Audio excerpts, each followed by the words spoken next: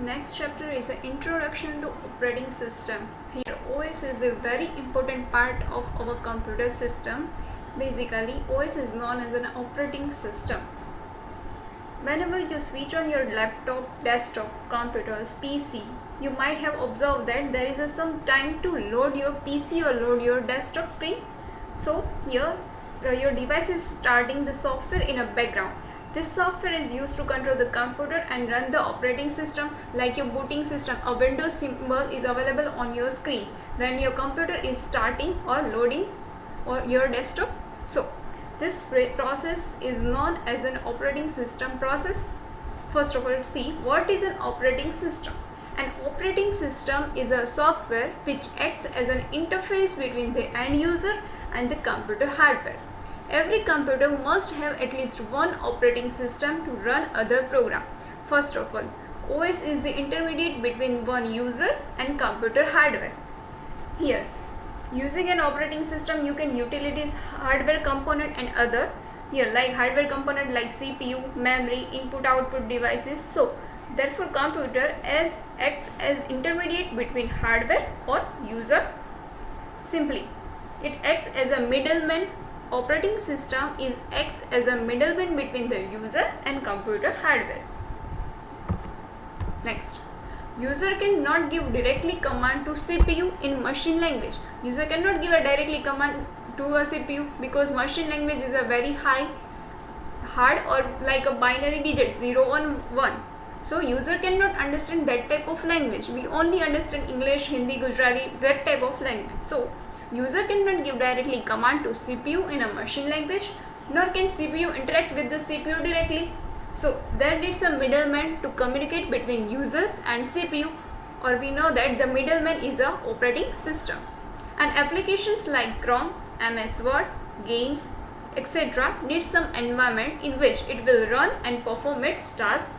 The operating system helps you to communicate with the computer without knowing how to speak the computer's language, because we don't know about the machine language. It is not possible for the user to use any computer or mobile device without having an operating system. So we require an operating system must in our phone, in a laptop or a PC. Without operating system, any task not done. Next. Here, now let's see where exactly operating system fits on overall computer system. First of all, a computer can divide it into a 4 main component. First is the hardware, operating system, system software or application software and users.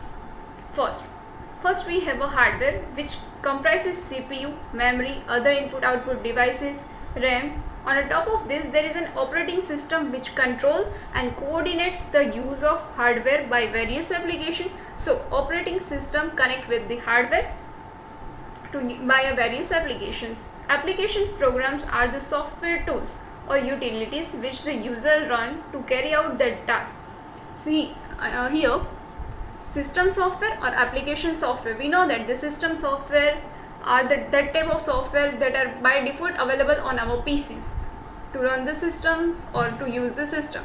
Or application software are that type of software which installed by the user. So, application program are that type of software tools or utilities which the users run to carry out their task. This program can utilize hardware resources through the help of operating system, right? Next, some example of application program are the word processors, spreadsheets, compilers, or even the browser which you used, like any browser, Mozilla, Firefox, anything. Now, and finally, on the other end, there is a user on the top of this architecture. These are the real computer users who interact with the computer in order to get some task performed. So, based on this figure, here you can see that the operating system occupies a crucial spot in the architecture of your computer system, and without operating system, it would be very difficult to utilize a computer effectively. So, that should give you a basic idea about what operating system actually done. Now, there is the function of an operating system. There are various functions and uses of operating system. First is a memory management, second is a process management, file management, device management, input output management, secondary storage management, security, command interpretation, networking, communication management, or job accounting. Let's see in a brief. First is a process management. First of all, process management helps operating system to create and delete processes. It also provides mechanisms for synchronization and communication among processes. First, users is working on a numbers of processes at the same time. We know that all the users have a numbers of processing or working on that processes. So what operating system does? First, which processes will be executed, process will be executed for how much time, allocating process to processor, also deallocating process to the processor. All this is managed by operating system, simply is known as a process management. Second is a memory management. Memory management module perform the task of allocation and deallocation of memory. Simply it allocate the memory or deallocate the memory to the task space to program in need of these resources. See, for a programmer or process to get executed required a memory, like a primary memory or a secondary memory required for a storage memory. So here it is a RAM. How much memory allocated to process, how much memory allocated to process, deallocation of memory from process, how much is currently memory being used, or how much of memory is free currently. So this all type of process done by a memory management with operating system. Next is a file management.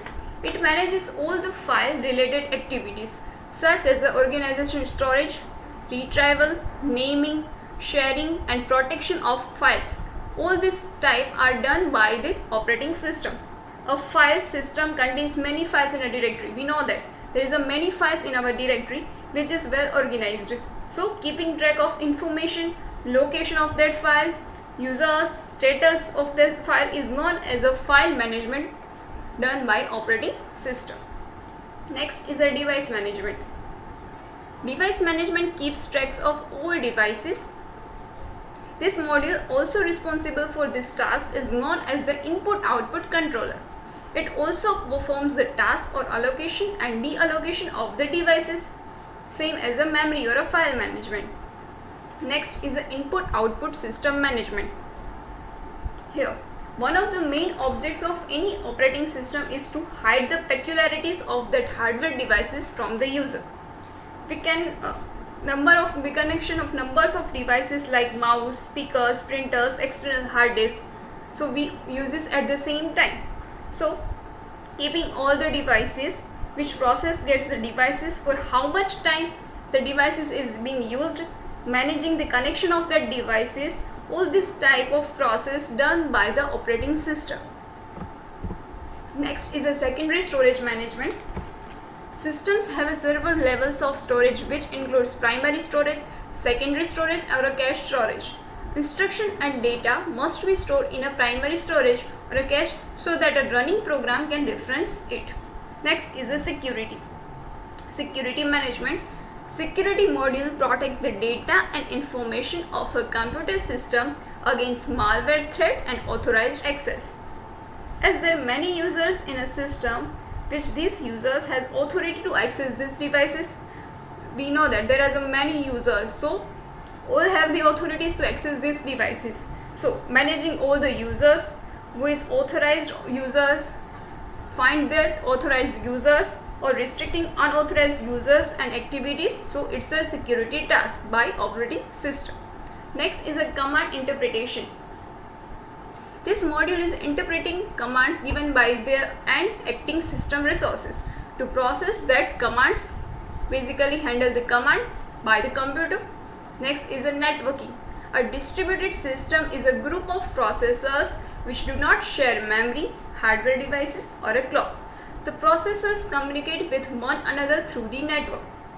Nowadays, every device is connected with each other in a network, right? Every device is connected with networks. So managing all the network connections and devices by operating system is the task of operating system.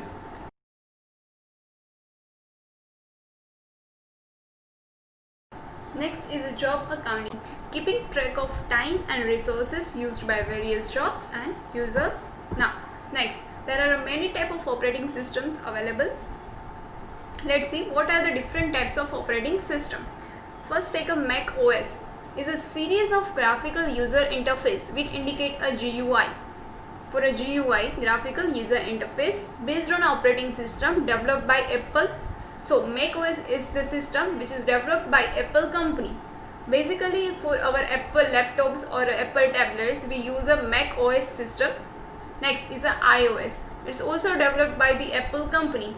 Previously, iPhone operating system is a mobile operating system developed and distributed by Apple. Generally, it is used in your Apple phone, Apple smartphone. iOS system is used, not Android used in your Apple phone, right? Next is a Linux. Linux is a Unix like a computer operating system assembled under the model of free and open source software. See, Linux is the open source software. Next is a Android. We all are aware about the Android operating system. In our smartphone, Android system is used. So, Android is a Linux-based operating system designed primarily for touchscreen mobile devices such as smartphones, tablets or computers. So, basically it is developed for a touchscreen users or touchscreen devices like a laptop, phone, tablets. We use Android devices. Next is a Microsoft Windows. We all are aware about what is the Windows operating system. There is many types of Windows operating system available. Now we are working in a Windows 7, Windows 8, Windows 10. Right. Microsoft Windows is a series of graphical interface operating system developed, marked and sold by a Microsoft company. In our computers or our laptops, we use a Microsoft Windows operating system. Next is a BSD or operating system has a had reputation for reliabilities in a server roles. Okay, now how do operating system exactly work? For that, let's see one video.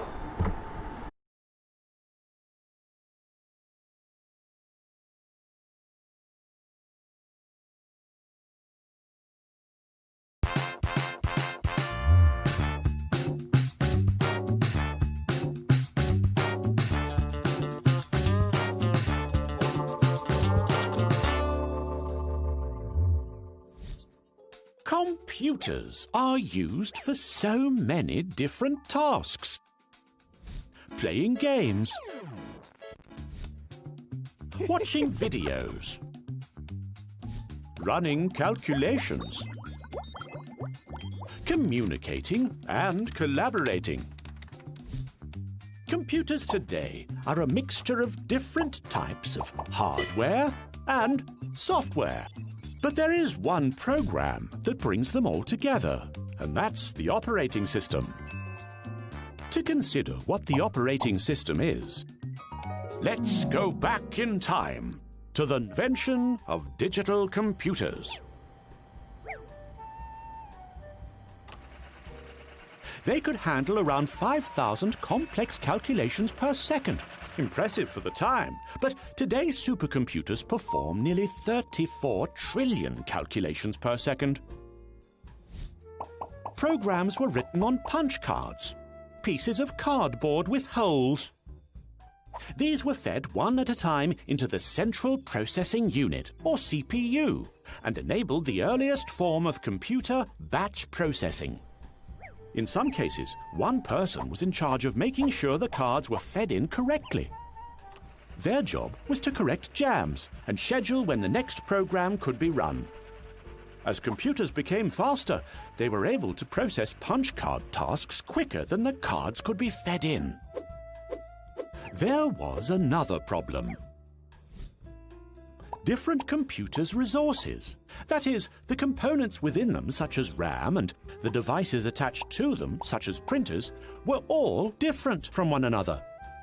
A programmer had to write very different types of programs specific to the machine it would be running on. Was it this card?